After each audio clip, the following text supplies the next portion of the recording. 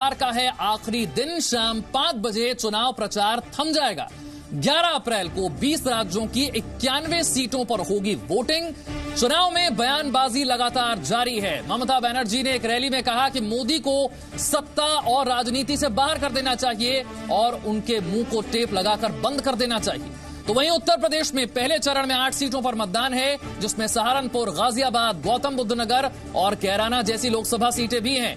इसी मुद्दे पर आज की बड़ी बहस होगी और बड़े सवाल क्या हैं, बहस को शुरू करने से पहले आपको बता देते हैं चौकीदार वर्सेस वंशवाद की लड़ाई का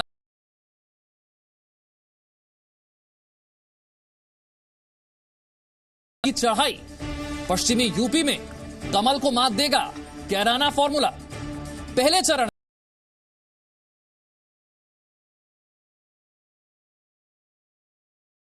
कैसे दिलाएगा विजय पथ। कौन कौन से खास मेहमान हमारे साथ हैं, ये भी आपको बता देते हैं। सीपीएम के नेता सुनील चोपड़ा हमारे साथ जुड़ रहे हैं। इसके अलावा चुनाव विश्लेषक निनाद सेठ हमारे साथ हैं और साथ ही साथ राजनीतिक विश्लेषक आशुतोष मिश्र भी हमारे साथ जुड़ रहे हैं। निनाद सेठ, आपसे मैं शुरुआत कर रहा हूं पश्चिम बंगाल की। उससे पहले निनाद सेठ, मैं आपके पास आऊं उससे पहले एक बड़ी खबर अपने दर्शकों को बता देते हैं। चुनाव आयोग ने अपनी बैठक में सीबीडीटी चीफ और राजस्व सचिव को बुलाया है। ये इस वक्त की बड़ी खबर। आयकर विभाग की छापेमारी और अवैध धन के खुलासे पर जानकारी लेगा आयोग। सूत्रों के मुताबिक कांग्रेस के कोषाध्यक्ष आज इनकम टैक्स के दफ्तर जा सकते हैं अहमद पटेल। ये सूत्रों के हवाले से बड़ी खबर मिल रही है। अहमद पटेल आयकर विभाग को इस मामले को लेकर सफाई दे सकते हैं। कांग्रेस के कोषाध्यक्ष अहमद पटेल, और जब इस तरह के सवाल उठते हैं वो भी ठीक लोकसभा चुनाव से पहले, तो ये चिंता का विषय हो सकते हैं कांग्रेस पार्टी के लिए। और सूत्रों से खबर यह है कि आज शाम को आयकर विभाग के वो दफ्तर जाएंगे, इस पर सफाई देंगे। और अब शुरू करते हैं हमारी बहस को। 11 अप्रैल को 20 राज्यों की 91 सीटों पर होनी है वोटिंग। पार्टियों ने अपने घोषणा पत्र सामने रख दिए हैं, वादे सामने रख दिए हैं, कैंडिडेट मैदान में है। अब तय करना है जनता को। लेकिन उससे पहले हम ये टटोलने की कोशिश करेंगे कि किसका पलड़ा है भारी और कौन से वो मुद्दे होंगे जिन्हें जहन में लेकर वोटर इस बार निकलेगा चुनाव में वोटिंग के लिए। सबसे पहले निनाद सेठ, बात अगर पश्चिम बंगाल की करें तो एक वक्त था जब वहां पर लड़ाई होती थी लेफ्ट और ममता बनर्जी के बीच, लेकिन पिछले 5 सालों में ऐसा लगता है सब कुछ बदल गया है। लड़ाई अब हो गई है प्रधानमंत्री के बीच और ममता बनर्जी की। मुद्दे उठाए गए पहले चरण को लेकर चाय बागानों के बंद होने के, चाय बागानों में काम कर रहे वो लोग जो बेरोजगार हो गए, वो मुद्दा उठाया गया कि घुसपैठिए किस तरह से वहां पर है। राष्ट्रीय नागरिक रजिस्टर के जरिए उन्हें बाहर कर दिया जाएगा और योजनाएं उन घुसपैठियों के कारण आम लोगों तक पहुंच नहीं पा रही है, उनका हक उन्हें मिल नहीं पा रहा है। क्या यह वो बड़ा मुद्दा होगा जिसको लेकर ममता बनर्जी के खिलाफ जो नाराजगी है वो खुलकर सामने आएगी? देखिए, वेस्ट बंगाल एक बहुत दिलचस्प बैटल ग्राउंड है इस इलेक्शन का, क्योंकि वहां पे जो पकड़ है ममता दीदी की, वो बहुत मजबूत पकड़ थी। और उससे पहले लेफ्ट एक प्लेयर था, जैसे आपने कहा अब लेफ्ट मार्जिनलाइज हो गया है और ये सीधी बीजेपी और ममता बनर्जी के बीच में टक्कर है। अगर आप सर्वे देखें तो प्राइम मिनिस्टर की जो नेशनल पॉपुलैरिटी है, हालांकि उससे कम है रेटिंग वेस्ट बंगाल में, पर फिर भी काफी हाई है। तो इसमें डिपेंड ये करेगा कि किस तरह से प्रधानमंत्री खुद अपना ग्राउंड कवर करते हैं वेस्ट बंगाल में, कितनी रैली करते हैं और उससे क्या असर पड़ता है। मुझे लगता है कि अगर प्राइम मिनिस्टर अच्छी तरह रैली करेंगे यहां पे, तो उससे वो 3-4 या शायद 5 सीटों में बहुत इंटरेस्टिंग फर्क ला पाएंगे। मैं सीपीएम के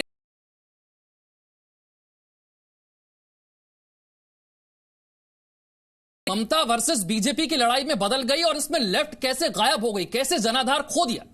मुझे लगता है कि लेफ्ट ने अपने आप को ही एक सेल्फ गोल किया, क्योंकि वोटर को कंफ्यूज कर दिया। वो अपने पुराने जो कोर वोटर उनका था उनके साथ नहीं खड़े रहे, किसके साथ वो जाएंगे इसकी क्लैरिटी नहीं थी। और ममता बनर्जी ने जो पिछले 3-4 साल में एक तरह से लेफ्ट की ही गेम खेली है। बूथ में एग्रेसिव रहना, कुछ जगहों पर वायलेंस का भी से भी फर्क पड़ा है। लेफ्ट अपने कोर वोटर को इसीलिए गंवा गया कि वो जो इतने सालों तक चाहे वो इंडस्ट्रियल वर्कर हो, चाहे वो छोटा किसान हो, उनके साथ खड़ा रहता था, वो उसकी जगह उसने कांग्रेस के साथ नेशनल ड्रीम्स सोचने शुरू कर दिए। तो मुझे लगता है कि वो ना यहां रहा नेशनली, वेस्ट बंगाल दोनों के बीच में गिर गया। ठीक है, इसी सवाल का जवाब लेते हैं सुनील चोपड़ा साहब से। सुनील चोपड़ा, जो लड़ाई कभी ममता वर्सेस लेफ्ट की थी, वो लड़ाई अब ममता वर्सेस बीजेपी की हो गई है। यहां तक कि ममता बनर्जी तो अब लेफ्ट पर इतने निशाने भी नहीं साधती जितने कि प्रधानमंत्री।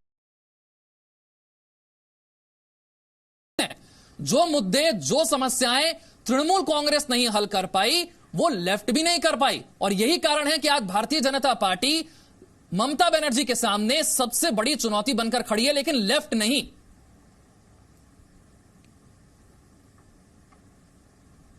ऐसा नहीं है। लेफ्ट जो है अभी भी बड़ी मजबूती से आगे बढ़ता है, और आपने देखा होगा कि वो स्थिति नहीं है जो कि ज्योति बसु की सरकार के समय थी।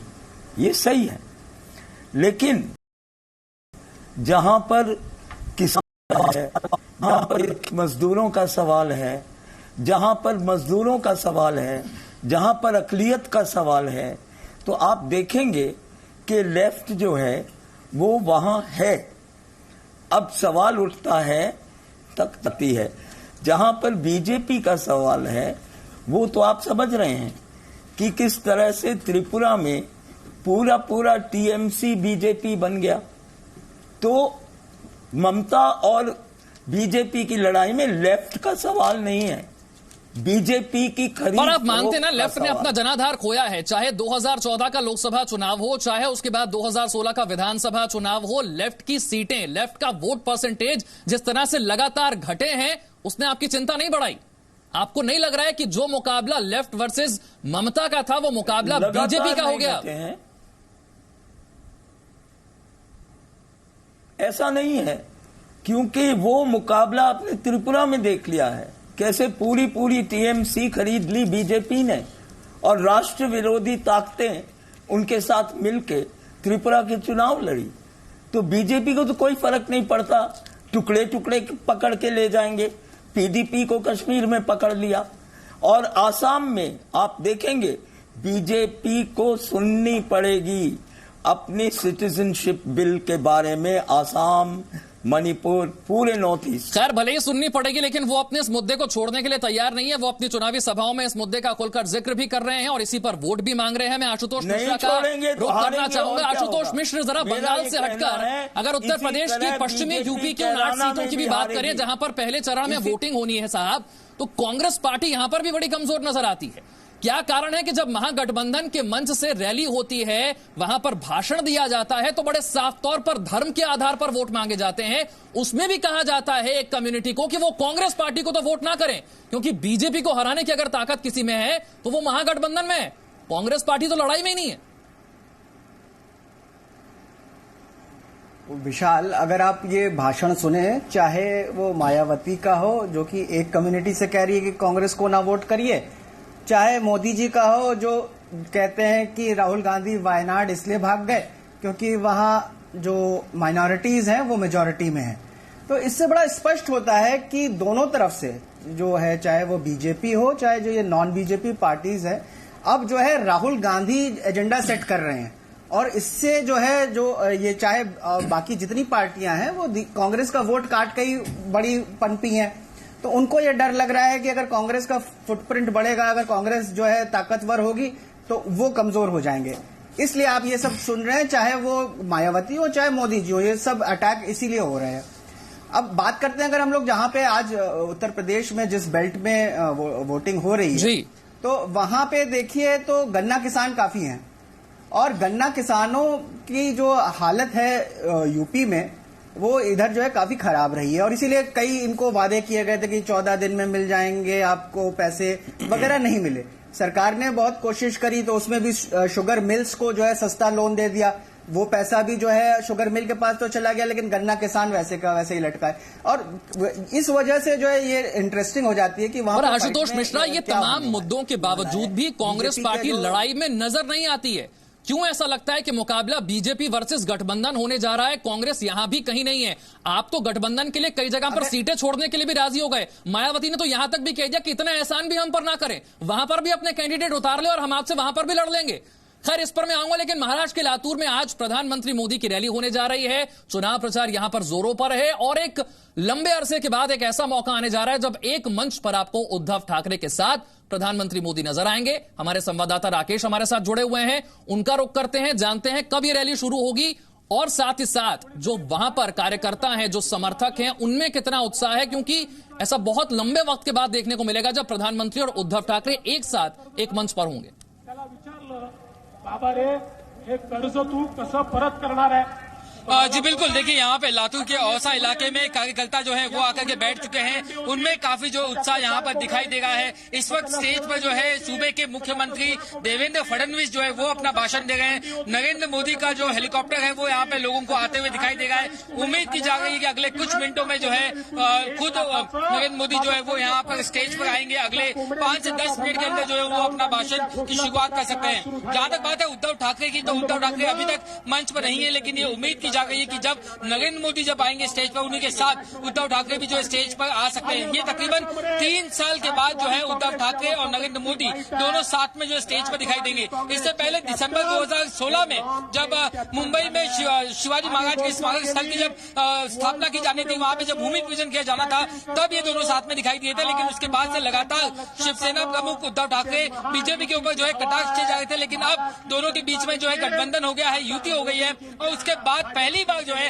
उद्धव ठाकरे और नरेंद्र मोदी एक स्टेज पर दिखाई देंगे। मैं आपको तस्वीरें यहाँ पे दिखाना चाहूंगा। तस्वीरें जो है यहाँ पे इन कार्यकर्ताओं की है, बीजेपी कार्यकर्ताओं की है। गले में बीजेपी का दुपट्टा, सर पर बीजेपी की टोपी, और इसके साथ बड़े ही उत्साह के साथ यहाँ पर बैठे हुए हैं। मैं आपको एक बात बता दूं, यहाँ पर विशाल की तकरीबन यहाँ पर जो तापमान है, वो तापमान जो है यहाँ पर अभी फिलहाल 40-42 डिग्री का तापमान है। उसके बावजूद लोग यहाँ पर कड़क धूप में जो है यहाँ पर बैठे हुए हैं, हाथों को देखिए ऊपर कर रहे हैं, मोदी मोदी का जो है यहाँ पे नारा कर रहे हैं। चलिए ठीक है, आपके पास हम लौटेंगे। महाराष्ट्र के लातूर में किस तरह से कार्यकर्ता और समर्थक यहाँ पर पहुंचे हुए हैं, इंतजार हो रहा है प्रधानमंत्री के यहाँ पर संबोधन का, और लौट रहे हैं हम अपनी बहस पर। रुक करूंगा मैं अजीज खान का, और अजीज खान से यह समझना चाहूंगा कि सांप्रदायिक होने का आरोप आपकी पार्टी के नेता लगाते हैं बीजेपी पर, लेकिन जब महागठबंधन की रैली होती है तो खुलकर धर्म के नाम पर वोट मांगे जाते हैं।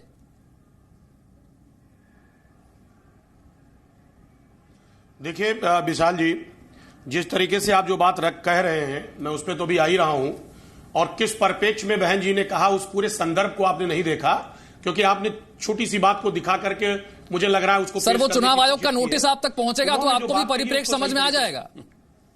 सर चुनाव आयोग की नोटिस आएगी, उसका जवाब दिया जाएगा। एक दूसरा इशू है, देखिए आज चुनाव जो होने जा रहा है उत्तर प्रदेश में और खासतौर से पूरे देश में, वो बहुत अहम चुनाव है और बीजेपी को बेनकाब करने का चुनाव है। अभी कल मैनिफेस्टो बीजेपी का आया हुआ है, आप उसमें देखिए किस तरीके से बीजेपी ने 2014 में। सर आप सवाल से भाग रहे हैं। फिर मैंने आपसे सवाल मैनिफेस्टो पर तो पूछा ही नहीं सर, मैंने आपसे पूछा पश्चिमी यूपी की 8 सीटें ध्रुवीकरण का खेल खुला हो गया है। सांप्रदायिक पार्टी कहकर जिस पर आरोप लगाते थे, उन्हीं के मंच से धर्म के नाम पर वोट मांगे गए कि नहीं मांगे गए, आप इसे ठीक मानते हैं क्या?